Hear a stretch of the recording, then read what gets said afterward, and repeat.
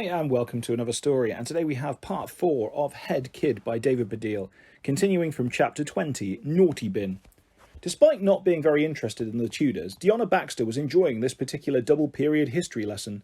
Normally Mr. Barrington wasn't able to make the years 1485 to 1603 all that interesting, but then again Mr. Barrington didn't usually sit on a tiny chair at the front of the class with his legs squashed awkwardly up against the far too low for him table, looking very uncomfortable indeed. Nor normally did the 6B teacher today, a 4-year-old boy called Caspar, choose to teach the reformation of the church and the power struggles in the court of Elizabeth I, while standing on the teacher's desk and singing "The Wheels on the Bus" over and over again. And just the verse about the babies, at that. But this was what was happening. Caspar, who was small even for a reception child and had very blonde hair apparently cut by a blind person, had been singing it on repeat ever since the lesson started. In any other context it might have been really annoying, but in the history class it was hilarious, especially being able to see how much it upset Mr. Barrington. Caspar, said Mr. Barrington, go wah wah wah, wah wah wah, wah wah wah. Yes, I've got that. I think we've all got that. Wah wah, the wheels on the bus. What about singing about Henry VIII's wives? I'm sure we can do a song about that. Deanna laughed. She turned to Ryan, who was sitting next to her, whom she noticed was not laughing. This is so funny, isn't it, Ryan? Yeah, he said. Ha ha ha ha ha. Deanna frowned. Why are you doing that? What? The sarcastic laughing. That laughing that people do when they don't think something is funny. She looked at Ryan. There was something weird about him. He had been all morning. He'd hardly said anything, even though school was crazy since Mr. Carter had come back from hospital. And now, looking at her, his eyes were also weird. Normally Ryan's eyes were bright and sparkly and full of fun. Now they looked somewhere between angry and dead. And most weirdly, his tie was done up, right to his top button, like, OMG! Ha ha ha ha ha, he went. Okay? Please, Caspar, said Mr. Barrington, perhaps you could at least sing something different. Caspar frowned, then his face cleared, and the wipers on the bus go whoosh, whoosh, whoosh, whoosh, whoosh, whoosh. Whoosh, whoosh. The class burst into laughter, but Ryan, Deanna, just looked on, deadpan. What's the matter, Ryan? Is it that Mr. Carter doing all those funny rules means you can't think of a way of pranking him? No, Deanna, it's not that. Because I quite like him now. He seemed like a terrible bloke before. No doubt, said Ryan wearily, which seemed like a particularly odd thing to say. Well, what is it then? Mr. Barrington! Mr. Barrington! Yes, Caspar. You have to do the wipers. Everyone has to do the wipers. So you have to do the wipers. Do I really? Caspar frowned again. There was a very long pause. Yes, he said eventually, 'cause I is your teacher. Mr. Barrington sighed heavily. Whoosh, whoosh, whoosh, he said, slowly pointing up his index fingers and moving them from side to side. Well, Deanna, said Ryan, after she had stopped laughing, I'd say it's not actually me who needs to worry about the new head and his crazy rules. Sorry, what now? Said Deanna. You may perhaps remember that this school has an off-head inspection upcoming. No, Ryan, I did not remember that this school had an off-head inspection upcoming, said Deanna, doing an impression of his voice, which was still Ryan's voice, but with a strangely pompous element added.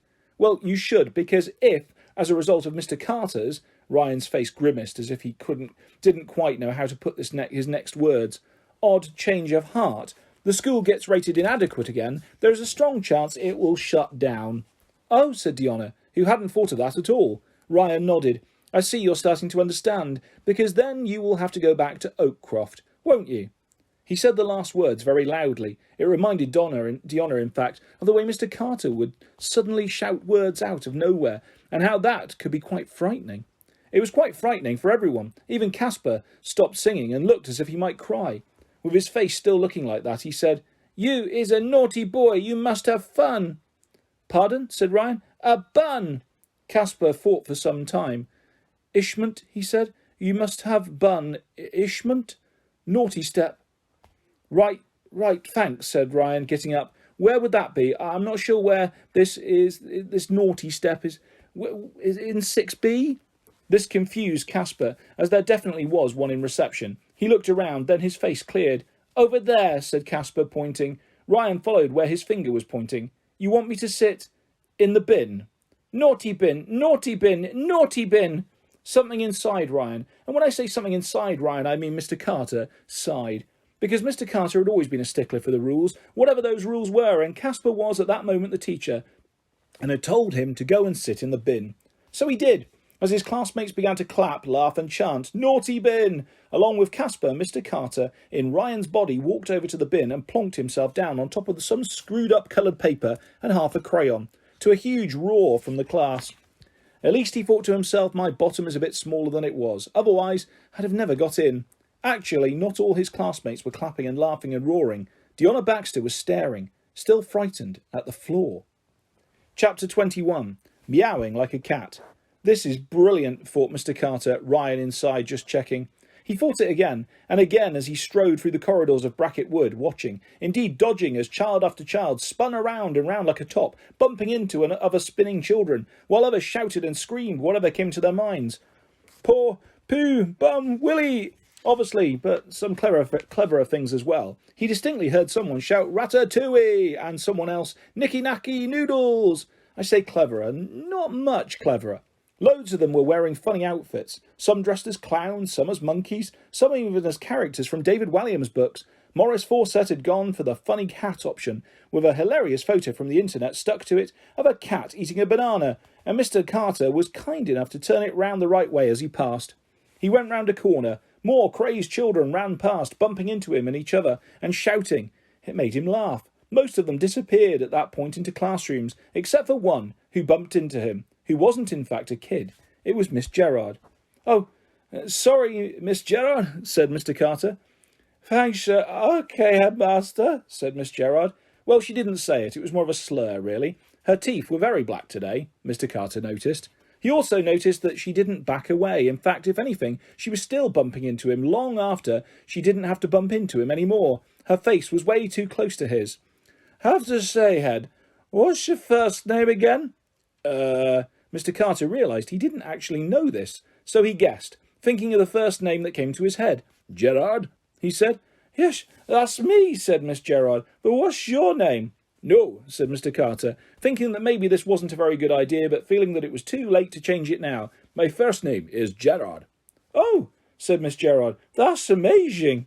She looked at him slyly, reaching out a hand, and for some reason that Mr. Carter couldn't fathom, stroking the lapel of his jacket with one finger. "If we were married, you'd be Gerard. Mr. Carter didn't know much about marriage, coming as he, Ryan, did from a broken home himself, but he knew that didn't sound quite right. He didn't get a chance to say so, though, because Miss Gerard laughed a lot at this remark, showing her very black teeth as she did so. Mr. Carter didn't know what to do, so he joined in the laughing, feeling a bit uncomfortable. "Anyway, Gerard," she said, suddenly looking very serious and frowning, "I just wanted to say, I think it's smashing what you've done to the school. Shaking it up, trying something new. It's great. Unusual. Thanks." The stroking finger had now crept up to his ear. She was tickling his earlobe. It felt really, really weird. "So, Gerard, if you fancy going out on some time to talk about your plans in a bit more detail, then just..." She mimed making a phone call with her other hand, very, very badly. "Oh, right, OK. I'm very good with details," she said, and winked. "Right," said Mr. Carter. She was very close to him now. Her breath smelt. Well, like her teeth looked. Like she'd drunk a lot of red wine, perhaps a bit more recently than just the night before. "Are you OK, Miss Gerard?" "Oh, yes, I feel fantastic. Your speech in there, well, it made me want to celebrate, so it did. I went out and had a tiny celebration at the pub across the road. It's not just the kids you want being wild and crazy, is it?" Mr. Carter frowned. He hadn't really thought about how his words might have inspired any of the teachers. He had to think about it now, though, as Miss Gerard suddenly started spinning like a top with her arms out and meowing like a cat. Mr. Carter ducked, but not quickly enough to stop Miss Gerard falling on him and laughing hysterically. She ended up squashing his face down onto the floor. "Oh, Mr. Carter," she squealed through her laughter, "I didn't mean that crazy." He managed to squeeze himself out from under her, and she blinked up at him. "So, what do you think, Jerry? Can I call you Jerry? Fancy going over the detail any time soon?" He said. He could feel himself starting to sweat, a weird feeling, as it involved him starting to smell in ways that he was not used to. And then, thank the Lord, or rather his own new rules, he heard a huge roar of noise from a classroom nearby. As the head teacher, Miss Gerard, I really need to go and find out what that is. Bye! And he rushed towards the door. Miss Gerard remained on the floor, very slowly, her eyes closed. Chapter 22. Time for the next lesson. The roar that Mr. Carter had heard was the roar of 6B enjoying Ryan getting into the bin. By the time he opened the door, though, Caspar seemed to have forgotten Ryan was there, and had begun drawing a series of houses on the board, all of which had a sun that looked a bit like a big spider above them. "Hey," said Mr. Carter. Everyone looked around. Behind him, 1 or 2 pupils frowned at the sight of Miss Gerard stretched out on the corridor floor, snoring. "Good morning, Mr. Carter," said the rest of them. "Hello, my favourite form," he said. "What's going on? Oh, I see Caspar's doing some Brill teaching. Good on you, Cas." "For horn on the bus goes?" "Beep, beep, beep, it does it, so does." His eyes scanned the classroom. They settled for a moment, or so it seemed to her, on Diona. In fact, it seemed as if Mr. Carter was smiling at her. She looked around in case she was mistaken, and he'd meant the smile for someone behind her, which was a bit silly, as I've already explained that she and Ryan sat at the back of the class. Either way, when she looked back, Mr. Carter was no longer smiling at her. He was looking around at the rest of the class. "Now, we are missing someone, aren't we, in 6B? Where is he? Where is Ryan Ward? It's odd. It seems as if he's vanished, as if he's gone completely. Absolutely cannot be found in his normal place." "Here I am," said Ryan Ward in a weary voice. Mr. Carter turned around and then laughed. "Oh, that's where you are, in the bin. What are you doing there?" Ryan stared at him. A very "you saw me as soon as you came in, why are you bothering to pretend otherwise" look on his face. "Well, head teacher," his voice landed on those words heavily. "I think what happened was that even Caspar, a 4-year-old, could see that I," and here his stare at Mr. Carter grew harder, "Ryan Ward was, how can I put this, trash. Yes, that's the right word, trash. He looked at me, Ryan Ward, and I thought about Ryan Ward's behaviour, and clearly felt that there was only one place for me, Ryan Ward." He turned his fierce gaze to Caspar. "Isn't that right, sir?" Caspar seemed a bit of a loss to what to say, so he said, "Shh, shh, shh. That's what the mummies say." "Yes," said Ryan. "And Mr. Carter." "And," said Mr. Carter, who seemed a little shaken by Ryan's speech, "I think it's a good thing to say to you, Ryan. Perhaps shushing you is a good idea. Perhaps, frankly, I think you may have some self-esteem issues." "Do you?" said Ryan, not with a question mark. "I do. Here," said Mr. Carter, extending a hand. "Let me help you out of that." Ryan stared at him again. "No thanks, I can get myself out." And he did, easily enough, and walked back to his seat. There was a tense silence following the exchange, but then Mr. Carter seemed to recover his energy and beamed at the class. "Right, that's that sorted. Now, I know Caspar's been doing a brilliant job with history, but it's time for the next lesson. PE!" Everyone in the class looked at each other. Mr. Barrington, with some difficulty and what appeared to be quite a lot of pain, uncurled himself from the small chair and too low table. It was a much slower and more awkward process than Ryan climbing from the bin. He stuck both legs out to the right and then pushed himself out, sliding completely to the ground, then kneeling, going a lot before heaving himself up and brushing himself down. "Excuse me, Mr. Carter," he said, after breathing heavily for a bit. "You may have forgotten, we only do PE on a Wednesday afternoon." "Oh, yes, I did forget. Hang on a minute, let me check my timetable." Mr. Carter took out a piece of paper from his pocket. He looked at it for a moment, concentrating. Then he said, but this says..." He turned it round to face Mr. Barrington and the class. On it was written in block capitals, "Bum off Bummington," which got a very big laugh from the classroom. "Oh," said Mr. Barrington. "Everyone to the playground," said Mr. Carter. Chapter 23. The How to Be a Head Teacher Handbook. The whole school was standing in the playground. By the whole school I mean every single pupil, and by standing in the playground I mean standing at one end of the playground. At the other were the teachers. In the middle was Mr. Carter, with a referee's whistle around his neck. "Right," shouted Mr. Carter, "it's time to play British Bulldog." "Oh dear," said Mrs. Wang. "I thought it might be," said Miss Finch. "Hooray," said Miss Gerard, and fell over. "Teachers versus pupils, obviously," shouted Mr. Carter. The teachers, who were severely outnumbered, gulped. "You know the rules. Each side has to get as many people to the other end as possible, and each side has to try to stop the other side doing that, by any means necessary." "Excuse me," said Mr. Barrington. "Yes, but..." "Don't call me Bummington, please." "Oh, OK. Is that fair, sir? There are a lot more of them." "Yes, but you're bigger." "Well," said Mr. Barrington uncertainly, looking over at the older children, some of whom were stretching and limbering up in anticipation. "I don't know about that." The Gruffalo certainly is." "Who's he talking about?" said Miss Finch. "But hey," said Mr. Carter, "I've thought about that. I've come up with a way of making the game of British Bulldog a bit different, which might help." He put the silver whistle hanging around his neck in his mouth and blew loudly, at which point Scarlet and Sterling suddenly appeared, one on each side of the playground. Sterling stood in front of the teachers holding a box. Scarlet stood in front of the children with a similar box. Scarlet, Sterling, thank you for your help. Now, here's how this works. When the boxes are opened, something will come out of each one. That thing is your captain, your leader. No one is allowed to go further ahead than that thing. All team members must stay behind the thing, okay?" Everyone, teachers and pupils, frowned, but Mr. Carter raised his arm. "The game begins on the whistle, at which point Scarlet and Sterling will open their boxes. So!" He blew hard on his whistle. Sterling opened his box, out of which came Benny the tortoise. Scarlet opened her box, out of which came Bionita the tortoise. Benny stood still. Bionita stuck her long neck out, looked around and very, very slowly moved forward. "Come on, teams," shouted Mr. Carter. "Go for it, British tortoise." "Go for what?" shouted Ellie Stone. "Follow your captain. In fact, make like you're a captain." With that, Mr. Carter started doing an impression of a tortoise. He bent over low, stuck both his arms out crookedly, and moved in a slow motion while sticking his head up and looking around as if for pieces of manky lettuce. Everyone looked on, amazed. It was, it has to be said, not an action most pupils and teachers, would have found in the How to Be a Head Teacher handbook, if such a book exists. "Come on," he shouted in a deep, croaky voice, meant, one would have had to assume, to be a tortoise-like. And gradually the children, Barry Bennett, Jake, Lucas and Taj, Ellie and Fred Stone, Isla and Morris Fawcett, Scarlett and Sterling, and Malcolm Bailey, who seemed for some reason particularly good at it, all started to copy him and walk like a tortoise.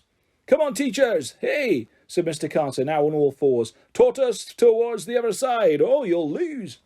Mr. Barrington looked at Miss Finch, who looked at Miss Gerard, who looked at Mrs. Wang, who shrugged, put her face down, stuck her crutches out, and started tortoising behind Bionita towards the tortoising children.